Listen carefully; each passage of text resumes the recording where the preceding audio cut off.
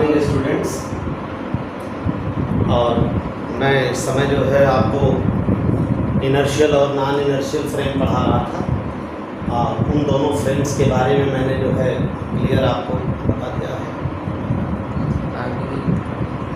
तो इसको जो है क्लियर कर लिया जाए सही से, और आगे थोड़ा सा आज हमको छोटी छोटी चीज़ें भी आपको बताएंगे, उस पर भी आप लोग जो है ध्यान देना। तो देखिए कौन कौन सी चीज़ें हैं छोटी छोटी, उनको ज़रा ध्यान देते हैं। बिल्कुल 11th लेवल की देखिए, फर्स्ट लॉ ऑफ न्यूटन है, न्यूटन्स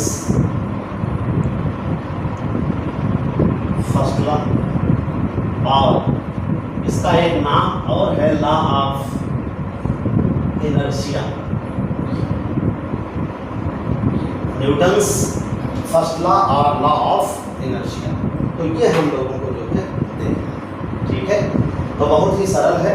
सरल क्या है जरा देखिए इसमें, कोई भी बॉडी है, कोई भी सिस्टम है, वो तब तक अपने इनिशियल कंडीशन से चेंज नहीं करता, अपनी फंडामेंटल स्टेज को तब तक चेंज नहीं करता है जब तक कि उसके ऊपर कोई एक्सटर्नल फोर्स अप्लाई न किया जाए। यही फर्स्ट लॉ ऑफ न्यूटन है ना।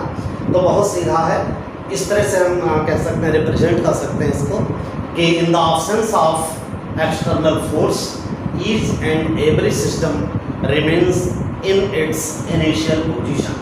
Initial position of any system changes when any external force is applied on the system। तो किसी भी सिस्टम पे जब तक एक्सटर्नल फोर्स अप्लाई न किया जाए तब तक उसकी इनिशियल कंडीशन में किसी तरह का कोई चेंज नहीं होता है। तो इस तरह से इसीलिए हम इसको कहते हैं लॉ ऑफ इनर्शिया। इनर्शिया को हिंदी में जड़त्व के नाम से जानते हैं, याद रखिएगा। तो इसीलिए ये लॉ ऑफ इनर्शिया भी कहलाता है। बेसिकली अब हम लोग आते हैं सेकेंड लॉ ऑफ। तो सेकेंड लॉ ऑफ न्यूटन को एक आप बार जरा देखिए, ये छोटे छोटे रिवीजन हैं हल्के हल्के, देखिए जरा। ये सेकेंड लॉ ऑफ न्यूटन थोड़ा थोड़ा याद कराना है आपको। सेकेंड लॉ ऑफ न्यूटन याद रखिएगा, ये न्यूटन का यूनिवर्सल लॉ है। यूनिवर्सल लॉ का सेंस होता है कि हमारे यूनिवर्स में जितने छोटे बड़े पार्टिकल्स हैं सारे पार्टिकल्स पे अप्लाई होता है, चाहे छोटे हों चाहे बड़े हों, हर तरह के पार्टिकल पे ये अप्लाई होगा, ये आपको ध्यान रखना है। इसलिए न्यूटन के सेकेंड लॉ को हम यूनिवर्सल लॉ कहते हैं। और तो यूनिवर्सल लॉ में नहीं आते, लेकिन सेकेंड लॉ हर जगह अप्लाई होता है, चाहे वो क्लासिकल फिजिक्स हो आपकी न्यूटन वाली, और चाहे क्वांटम फिजिक्स हो जो मैक्स प्लांक के समय की है। तो सारी चीज़ों पर ये अप्लाई होता है।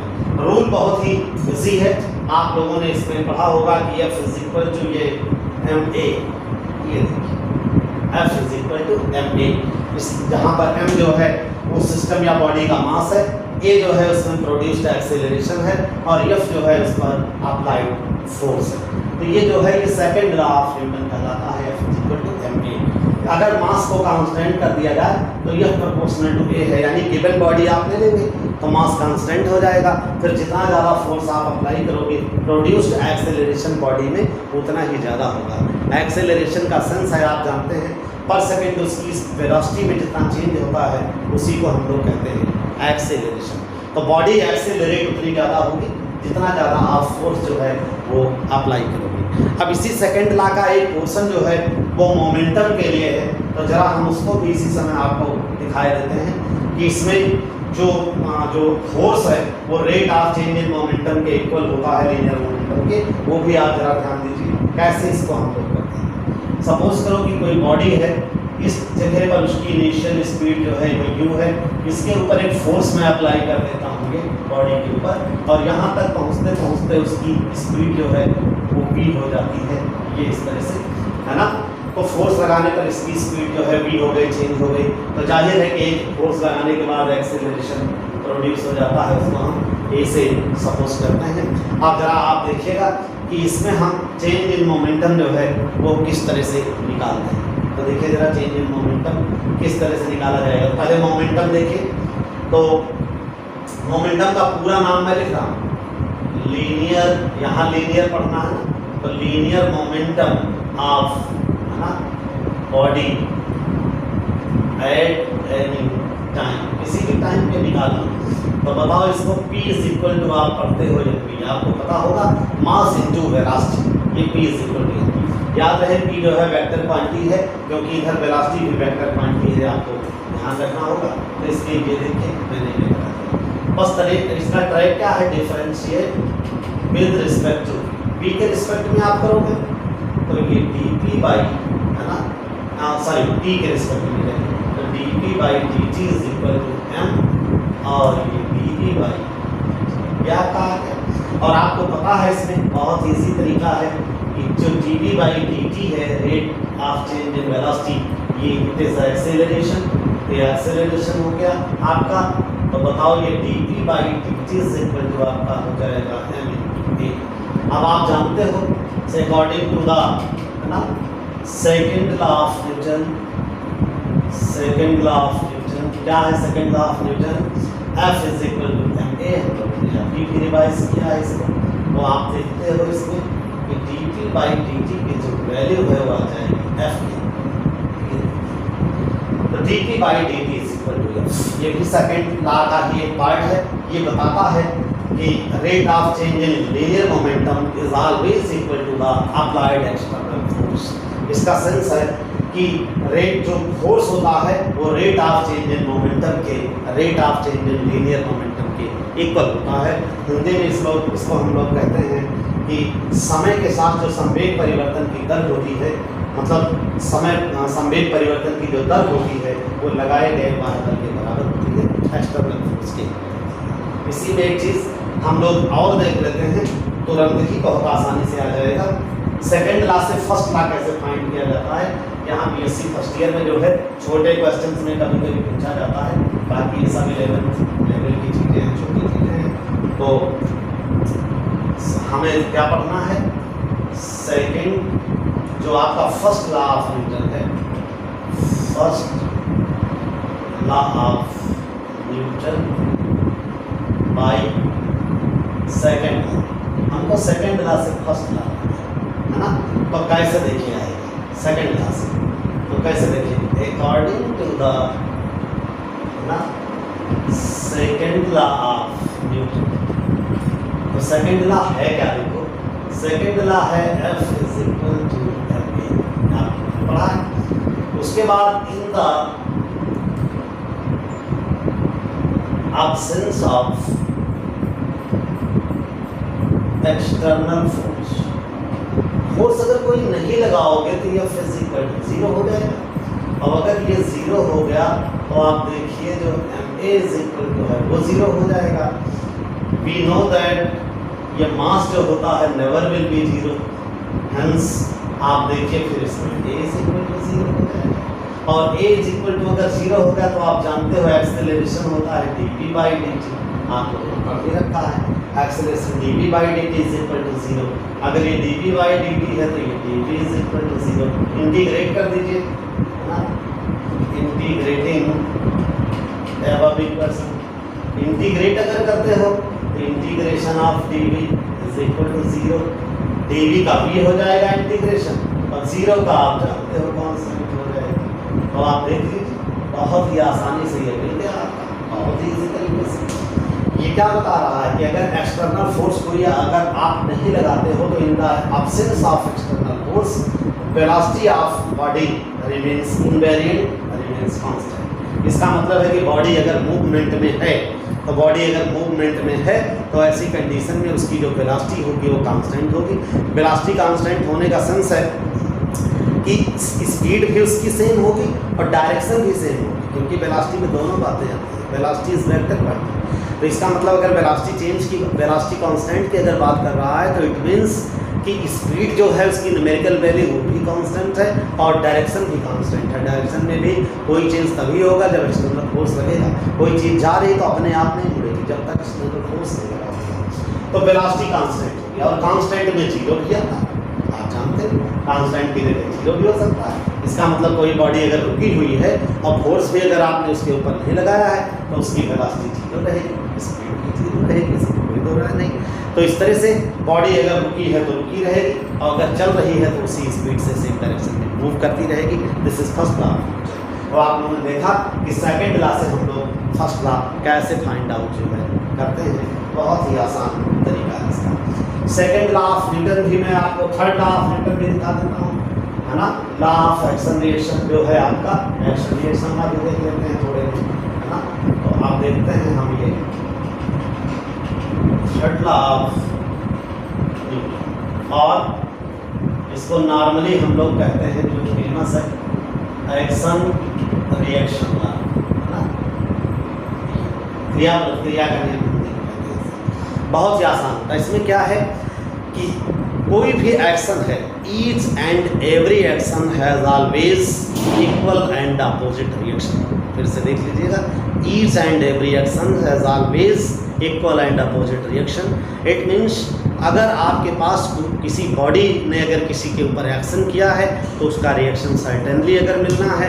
आप ध्यान रखिएगा, आप किसी चीज़ को अगर इस तरह से पुश या पुल कुछ भी आप करते हो, है ना, खींचते मारते हो, तो जितना फोर्स आप उस बॉडी के ऊपर लगाते हो उतना ही बॉडी आपके ऊपर लगाती है। और फोर्स का इफेक्ट, अब आप कहोगे कि जैसे हम किसी के गाल पे एक झापड़ मार दें, तो मैंने उसको मार दिया खींच करके, तो हमने जितना फोर्स उसके ऊपर लगाया उसके गाल ने भी हमारे आप पर उतना फोर्स लगाया, तो बात बराबर हो गई। तो ऐसा नहीं है, बात बराबर नहीं हुई। आप ये देखो कि आपने हाथ से मारा है, हाथ के काम करने की हमेशा आदत है, ये सह लेता है, टॉलरेट कर लेता है। गाल का काम टॉलरेट करना नहीं है, तो इसलिए वहाँ लगेगा तो उसको चोट ज़्यादा महसूस होगी।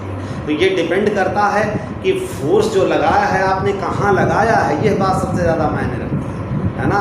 और ये चीज़ वैसे भी किसी को मारना पीटना सम्मान से जुड़ी बातें हैं, तो इसलिए ये भी आपको ध्यान रखना है। तो फोर्स बराबर लगाते हैं एक बॉडी दूसरे को दूसरे पहले पर, लेकिन इम्पैक्ट की जहाँ तक बात होती है तो सबका आधा असर अलग अलग होता है। तो इसमें जरा देखिए, इसका एक छोटा सा मैं प्रूफ आपको दिखाता हूँ। प्रूफ जो है बहुत ईजी है। देखिए, एक ये मास है, सपोज करो एमोनिया, और ये एक स्प्रिंग, उसी स्प्रिंग से ये दूसरा मास आपका जो है जुड़ा हुआ है, करेक्ट, ये इस तरह से जुड़ा हुआ है, ठीक है। इसके बाद इसको चाहे आप अंदर की तरफ दबा दो और चाहे खींच दो, जो मर्जी आपकी, आप उस तरह से कर सकते हैं। लेकिन याद रहे कि जो टोटल मोमेंटम होता है वो हमेशा जो है कंजर्व रहता है। ये इतना आपको ध्यान दे करके चलना है कि टोटल मोमेंटम कंजर्व रहेगा। खींचने के पहले का जो मोमेंटम होगा, खींचने के बाद भी वही मोमेंटम होगा। तो देखिए जरा, according to the law of conservation of linear momentum, जिसे हिंदी में कहते हैं संवेग संरक्षण का नियम। तो संवेग संरक्षण के नियम से, यानी कि law of conservation of linear momentum से, जो इनिशियल मोमेंटम होगा आपका, initial linear momentum is equal to होगा आपका ये final linear momentum. Clear? Initial linear momentum कितना होगा ये आप ध्यान दीजिए। तो इनिशियल में दोनों बॉडीज जो हैं एक में मान लीजिए। कारण क्या है एक में मानने का? क्योंकि अभी दोनों स्टैटिक हैं। स्टैटिक हैं तो दोनों रुकी हुई हैं, तो इसलिए दोनों का मास एक साथ कंसीडर कर लिया गया। स्पीड की हुई है और इज इक्वल टू फाइनल में खींच करके जब छोड़ोगे या दबाओगे तो दोनों की अलग अलग स्पीड जाएगी, चाहे बाहर की तरफ खींचो चाहे अंदर की तरफ। तो ये बताइए कि जैसे हम पहले वाले की स्पीड थोड़े के लिए v1 मान लें और इसी तरह दूसरे वाले की स्पीड खींचने के बाद या दबाने के बाद v2 मान लें। तो आप दबाओगे तो भी दोनों की स्पीड होगी, खींचोगे तो भी स्पीड होगी, कुछ ना कुछ, है ना। तो ये देखिए आप जरा, तो उधर से आ जाइए। तो m1, और इसको सबसे बढ़िया करने का तरीका होता है कि शुरू में कोई स्पीड होगी तो आप चेंज ले लिया करिए। तो चेंज का मतलब पहले की वेलोसिटी में चेंज डेल्टा v1 ले लेते हैं और दूसरे के वेलोसिटी में चेंज आप डेल्टा v2 ले लेते हैं, ठीक है। ये इज इक्वल टू इधर 0, ठीक है। तो ऐसे भी आप कर सकते हो कि इसका चेंज इन मोमेंटम प्लस इसका चेंज इन मोमेंटम, और इधर कुछ करने की जरूरत नहीं है, सीधे 0। क्यों सीधे 0 लेते हो? क्योंकि शुरू में सब कुछ स्टैटिक है, तो टोटल 0, और उसके बाद जब खींच करके आप छोड़ोगे तो change in velocity delta v1, उसकी change in velocity delta v2। ये भी करने का आसान तरीका है। तो m1 delta v1 plus m2 delta v2 is equal to, ये हो जाएगा डिवाइडिंग बाई, ध्यान रखिएगा, dividing by delta t along both sides, दोनों तरफ डिवाइड करोगे तो m1 delta v1 upon delta t plus m2 delta v2 upon delta t। आप जानते हो कि m1 ये देखिए कि v by delta t acceleration है, पहले का एक्सेलरेशन में a1 ले रहा हूँ और दूसरे का आप एक्सेलरेशन जो है ये वाला इसका a2 ले लो, 0। अब आप देखते हो f is equal to m ये होता है तो ये हो जाएगा f1, और इसको मानने का सबसे बढ़िया तरीका क्या है, m1 a1 को ऐसे मानिए f12 का मतलब पहले द्वारा दूसरे पर लगाए, ये पहला है, ये इस पर जो लगाता है इसको f12 कहते हैं, इसका मतलब पहले ने दूसरे पर जो फोर्स लगाया, और प्लस जो है इसी तरह से उधर वाला f21 माना करो। इसका सेंस क्या है, जो दूसरा वाला पहले पर लगाएगा, दूसरा वाला पहले पर लगाएगा तो ये आपका f21 आई इक्वल टू क्या हो गया, तो 0, यानी कि ये f1 का मान इज इक्वल टू हो जाएगा माइनस f2 का मान। इसका सेंस सीधे सीधे आप देख लीजिए इक्वल एंड अपोजिट आ गए दोनों। पहले वाले ने दूसरे के ऊपर जितना फोर्स एक्सर्ट किया, दूसरी बॉडी ने भी पहली बॉडी के ऊपर उतना ही फोर्स एक्सर्ट किया, और डायग्राम में भी मैंने आपको दिखाया है कि ये दोनों फोर्सेस जो है म्यूचुअली इक्वल हैं, इनमें कोई अंतर नहीं है, ये दोनों जो है बराबर पे आपके जो है फोर्स अवेलेबल हैं। तो इस तरह से आपका ये थर्ड लॉ ऑफ न्यूटन जो मैंने आपको बताया, ये थर्ड लॉ ऑफ न्यूटन आपका है ना। तो एक छोटी सी चीज़ हम और दिखाते हैं, दरअसल है क्या कि कुछ छोटी छोटी चीज़ें इनको हम देख लेते हैं, नहीं तो बाद में सब परेशानी करती हैं, इसलिए ये थोड़ी थोड़ी चीज़ें हैं ये आप देखेंगे, जैसे इम्पल्स, ये रिवाइज है एक तरीके से, लेकिन ये रिवाइज नहीं किया जाएगा तो एक साल से हम लोगों का भूला हुआ है, क्योंकि 11th में है, नहीं रिवाइज करेंगे तो भी दिक्कत आएगी, तो जानना जरूरी है, BSc में भी है कैसे। इम्पल्स क्या होगा, इम्पल्स को हिंदी में आवेग कहते हैं, जैसे मोमेंटम जो है वो संवेग था, उसी तरह से इम्पल्स जो है आवेग है ना, ये होता है। तो इम्पल्स जो है, इम्पल्स का सही सेंस है फोर्स का इफेक्ट, फोर्स के इफेक्ट को ही इम्पल्स कहा जाता है, और ये होता है फोर्स इनटू टाइम इंटरवल। इसका क्या सेंस है, टाइम इंटरवल, टाइम इंटरवल का सेंस है कि जैसे मान लो हम एक हैमर ले लें हथौड़ा, ठीक है, और एक कील ले लें, उसको दीवार में मारें, किसी चीज़ में मारें ऐसे करके, तो आप देखिए जब आप कोई बड़ा सा फोर्स मानते हो हैमर से, हथौड़े से तेज से, तो कील धंस जाती है। तो जितनी देर तक ये हथौड़ा आपका हैमर जो है वो कील के कांटेक्ट में रहता है, उसको हम लोग टाइम इंटरवल कहते हैं। तो याद रहे, फोर्स जितनी टाइम तक किसी सिस्टम के कांटेक्ट में हम लगाते हैं, उतनी टाइम का जो टाइम इंटरवल है डेल्टा टी। तो डेल्टा टी बहुत कम होता है, जैसे किसी चीज़ को आपने खट से मारा, सेकेंडों नहीं लगता है कि उससे पहले हट गया, क्योंकि उतनी देर में आपका काम हो गया। तो इम्पल्स जो होता है ये हमेशा कैसे प्रूफ किया जाता है, it is defined as, impulse is defined as the product of force and time interval. और याद रहे कि इसमें खास बात ये होती है, फोर्स स्पेशली जो है हाई रहता है, और टाइम इंटरवल बेसिकली बहुत लो होता है, और इस तरह से जो है ये हमारा सिस्टम जो है बनता है ना।